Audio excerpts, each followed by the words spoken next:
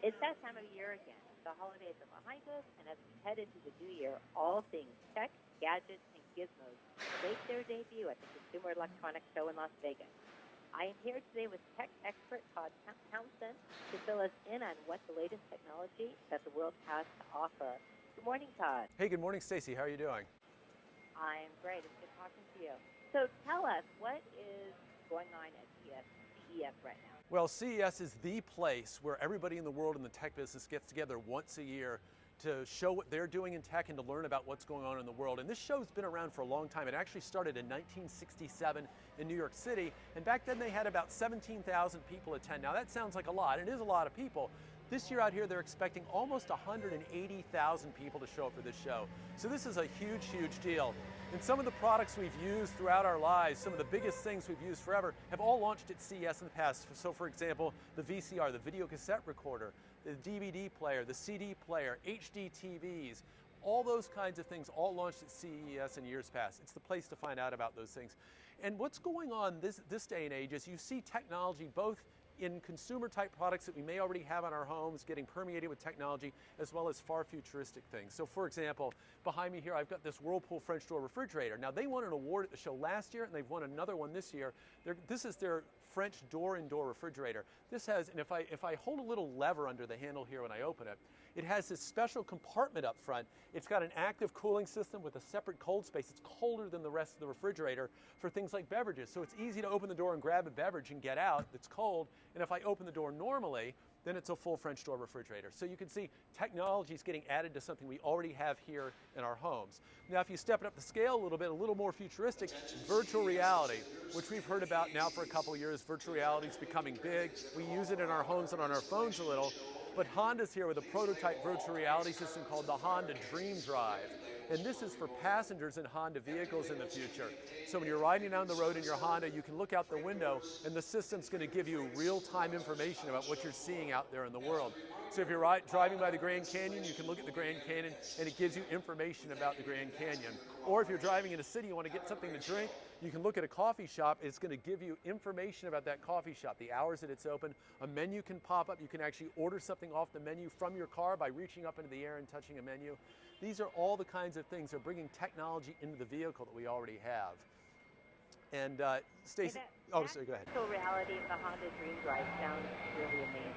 Yeah, it's really cool. And we're permeating. You're seeing virtual, and there's terms like augmented reality and mixed reality. All that's going to start to permeate into other things in our lives as well. This is just the beginning of that.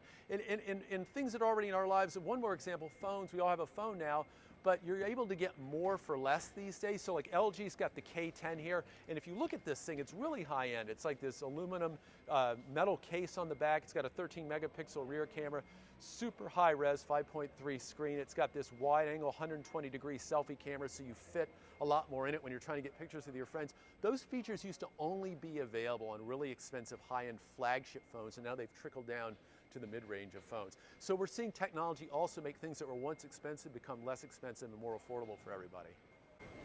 And then also, what about wireless? Because wireless is really going everywhere these days. Wireless is really, really huge. And so everything's becoming wireless. So good question. At the show this year, something we're going to see a lot of is wireless headphones. Now they've been out for a while, but they were always kind of on the back burner and they didn't always work great. The sound quality wasn't as good.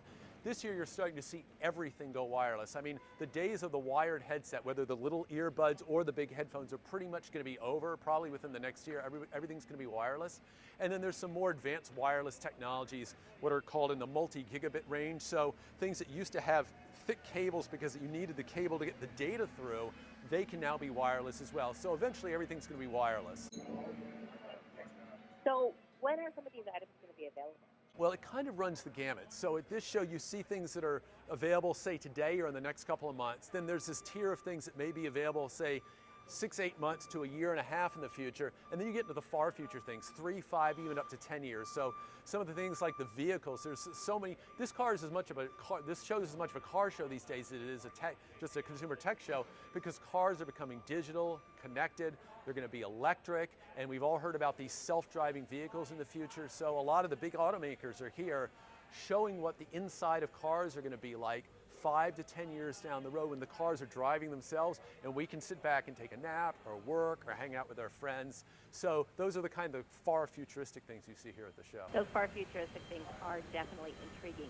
Well, if I were to look at my house right now in my home and I wanted to bring something cutting edge tech into my home, where would I look? Kitchen appliances, computers? Well, a lot of things, you've seen some of the voice activated things out there like Amazon Alexa and the Google Home systems where you can talk and make things happen in your home. In a trend, I'm glad you brought that up, Stacy, because one of the trends that's happening is there's something called IoT, the Internet of Things.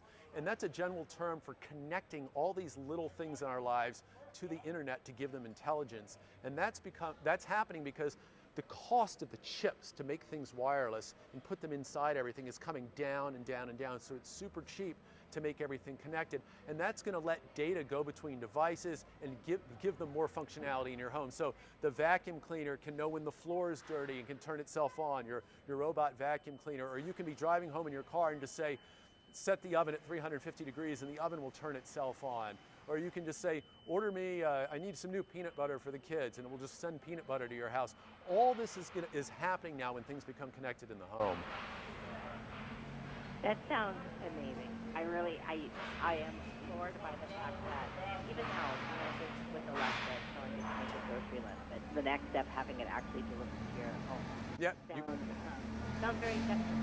You can do that today, and you'll have, and so if you've used an Alexa, you'll be able to order stuff, and then a drone will drop it off right at your house 10 minutes later. And they're actually testing that now. So the world is changing. One thing that's happening, talking about trends, we talk a lot about trends with this show, is technologies are growing exponentially. So in the past, decades in the past, something new used to come out, and then it would take several years or even longer for something else really new to happen. Well, what's happening in general is technology is building on itself now that we have the internet, and it's getting faster and faster and faster. So these new things come up more and more. So shows like CES, every year it's just more and more mind-blowing. Starting, I'd say, about 4 years ago, it really started happening in earnest.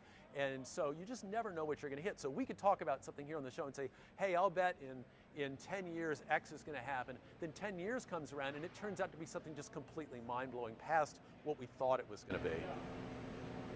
You're right about things moving faster and faster. Well, thank you, Todd, so much for bringing all of this new and the latest tech CES to my readers and myself. And, I look forward to seeing these things hitting the market. You're welcome, Stacey. Thanks for having me on this morning.